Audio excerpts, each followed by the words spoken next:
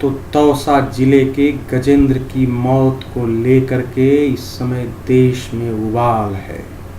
लेकिन इस उबाल से इस मौत का पूरा सच हमारे सामने आ जाएगा।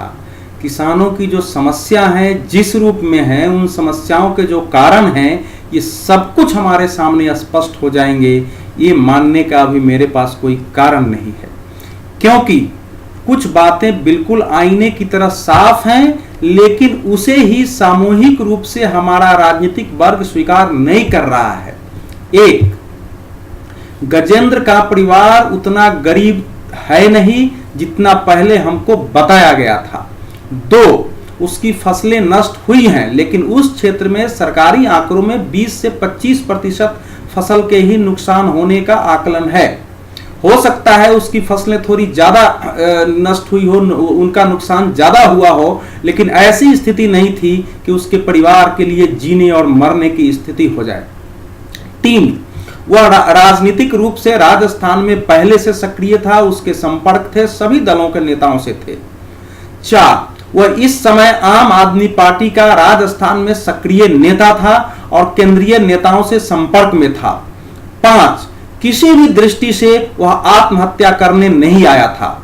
उसके पत्र को भी देख लीजिए, उसने कहीं नहीं लिखा था कि मैं मरना चाहता हूं। तो अगर वह आत्महत्या करने के इरादे से आया नहीं था, अगर वह मरना चाहता नहीं था, फिर भी उसे गले में फंदा लगा के पेड़ पर लटकना पड़ा है और अंततः उसकी मृत्यु हो जाती है, तो इसके कारण कुछ तो होंगे, लेकिन कारण वो नहीं होंगे जो बताया जा रहा है। और अगर कारण होंगे तो उस कारण के लिए कुछ जिम्मेवार तत्व भी होंगे, तो हमको इस पर ध्यान देने की जरूरत है। एक बात तो साफ है कि गजेंद्र की मृत्यु का किसानों के फसल का प्राकृतिक प्रकोप से नुकसान से किसी भी प्रकार का रिश्ता नहीं है। अगर फसल नष्ट होने के कारण वह मरना नहीं चाहता था, तो फिर यह कारण कैसे हो सकता है? हमारी संसद में और संसद के बाहर राजनीतिक दल इसको जिस ढंग से किसानों के फसल के नुकसान से जोड़ रहे हैं, वह सच नहीं है। मामला ऐसे बनाया जा रहा है जैसे इसके पहले भारत में कभी प्राकृतिक प्रकोप हुआ ही नहीं, मानो कभी किसानों की फसलें नष्ट हुई ही नहीं, मानो हमारे किसानों ने प्राकृतिक प्रकोप से अपनी विपत्ति का परिश्रम, आत्मबल, जीवटता से सामना किया ही नहीं है। मानो इसके पहले कभी प्राकृतिक प्रकोप आया हो तो सारी सरकारों ने रुपए की थैली ऐसे उलट दी हो कि किसानों के दुख मिनटों में ही छूमंतर हो गए हों। इस ढंग से प्रस्तुत किया जा रहा है। अगर ऐसा ही था तो जो लोग संसद और उसके बाहर चिल्ला रहे हैं, जहां उनकी राज्य सरकारें हैं, वो क्या कर रहे हैं? तो जाहिर है हमारे राजनीति का यह एक अनैतिक और सामूहिक और मानवीय व्यवहार है जो हमारे अंदर ज्यादा क्षोभ और चिंता पैदा कर रही है। अगर गजेंद्र के मरने का कोई एक कारण इस समय दिखाई दे रहा है प्रत्यक्ष रूप से जो हमारे सामने है, तो वह है आम आदमी पार्टी की रैली। क्या कोई इस बात से इनकार करेगा कि अगर वह रैली नहीं होती तो गजेंद्र आज मृत्यु को प्राप्त होता? अगर हम ये मानते हैं कि ऐसा नहीं होता, तो फिर उस रैली को कारण क्यों न माना जाए? मैं ये नहीं कहना चाहता हूं कि राजनीतिक दलों को रैली नहीं करनी चाहिए। लोकतांत्रिक संघर्ष का यह सबसे माकूल औजार है और राजनीतिक दलों को अपनी मांगों के लिए, जनता को जागृत करने के लिए रैलियां आयोजित करनी ही चाहिए। लेकिन उसके पीछे वाकई मानवीय मनुष्य सेवा का, देश के हित का और सबसे बढ़कर नैतिकता का भाव होना चाहिए। आम आदमी पार्टी ने जिस ढंग से अपने बड़े नेताओं को पार्टी से निकाला, उसकी निंदा हो रही थी, उससे ध्यान बटाने के लिए, और इस समय चूंकि देश में चारों ओर से किसान किसान किसान किसान की प्रतिध्वनि गुंजित हो रही है, तो उसमें अपनी भी आवाज मिल जाए और इसे एक मुद्दा बना के लोगों का ध्यान बटा दो, इसलिए आयोजित किया था। रैली में आने वाले ज्यादातर लोग उनके कार्यकर्ता थे, समर्थक थे, उनमें किसानों की संख्या कम थी। अगर किसान होते तो वो वहां तक उसको पहुंचने ही नहीं दिया जाता, और पहुंचा भी होता तो उसको पेड़ से उतार कर कब ले आए होते। क्योंकि वहां किसान नहीं थे, इसलिए इतने आग्रह के बावजूद 4-5 लोग ही पेड़ पर चढ़े और अंततः एक आदमी उसके पास तक पहुंच सका जो कि गजेंद्र का भार संभाल नहीं सका और वह गिरकर मर गया। तो ये पहलू हम कैसे नजरअंदाज कर सकते हैं?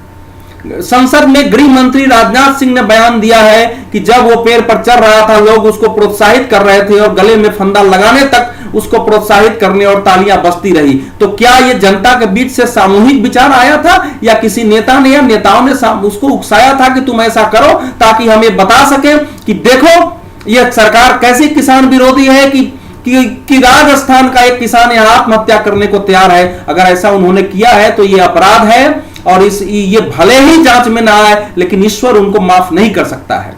ये आशंका इसलिए भी बलवती होती है क्योंकि केवल वॉलंटियर्स जाएं और बचाएं, पुलिस जाए और बचाए, यह आग्रह करते हुए भी उनकी सभा चलती रही, क्रांतिकारी भाषण उनके होते रहे और वो लटक गया। ये भी एक बार कुमार विश्वास जी ने इशारे में पूछा और अपने नेताओं को इशारे में बता दिया, किसी ने बोला भी है कि लटक गया। वो पेड़ से नीचे गिर गया और गिरने के बाद ये साफ था कि उसकी मृत्यु हो चुकी है, केवल अस्पताल नाम को ले जाया जा रहा है, बावजूद 75 मिनट तक वहां सभा चलती रही। तो यह पहलू को अगर नहीं देखा जाएगा तो फिर तो किसी चीज का कारण ढूंढेंगे नहीं, हमारे देश की समस्या बढ़ती जाएगी। आखिर दिल्ली जैसी जगह में जहां की आकस्मिक सेवा के श्रेष्ठतम केंद्र, श्रेष्ठतम साधन उपलब्ध है, वहां एक व्यक्ति ठीक संसद के आसपास की ही जगह है, वो दिल्ली के दिल में इस ढंग से गिर के मर जाए। पुलिस इतनी शक्तिशाली है, यहां पुलिस के सामने ये घटना हो जाए, तो ये सारे पहलू को हम कैसे नजरअंदाज कर सकते हैं। तो मेरा कहना यह है कि जिस ढंग से हवा बहाई जा रही है उस ढंग से अगर हम देखेंगे तो हमारे देश की समस्या बढ़ती जाएंगी, क्योंकि जो समस्या है नहीं उसे समस्या बनाएंगे तो जाहिर है जो समस्या है वो बढ़ती जाएगी। तो गजेंद्र का बलिदान, गजेंद्र की मौत हमारे लिए सबक होना चाहिए था। उस सबक को सीख करके हमारे राजनीतिक व्यवहार, हमारे सामाजिक व्यवहार निर्धारित होना चाहिए था, वो नहीं हो रहा है। राजनीतिक दल अपनी रोटियां सेक रहे हैं और आज लोकसभा के अध्यक्ष सुमित्रा महाजन को कई दलों के नेताओं को टोकना पड़ा कि कृपया इस पर राजनीति नहीं करें, उनके शब्दों को रिकॉर्ड से हटाना पड़ा। ये हमारे लिए ज्यादा क्षोभ पैदा कर रहा है, हमको ज्यादा चिंतित करता है कि आखिर हमारे देश का भविष्य क्या है। तो गजेंद्र की मौत अगर हमको आज भी झकझोरने के लिए, हमको ईमानदारी से आत्ममंथन करने के लिए, हमको फिर से सच्ची राजनीति करने के लिए प्रेरित नहीं कर रही है, तो फिर कौन सी का वाकया होगा इससे बड़ी त्रासदी का जो हमको प्रेरित करेगी।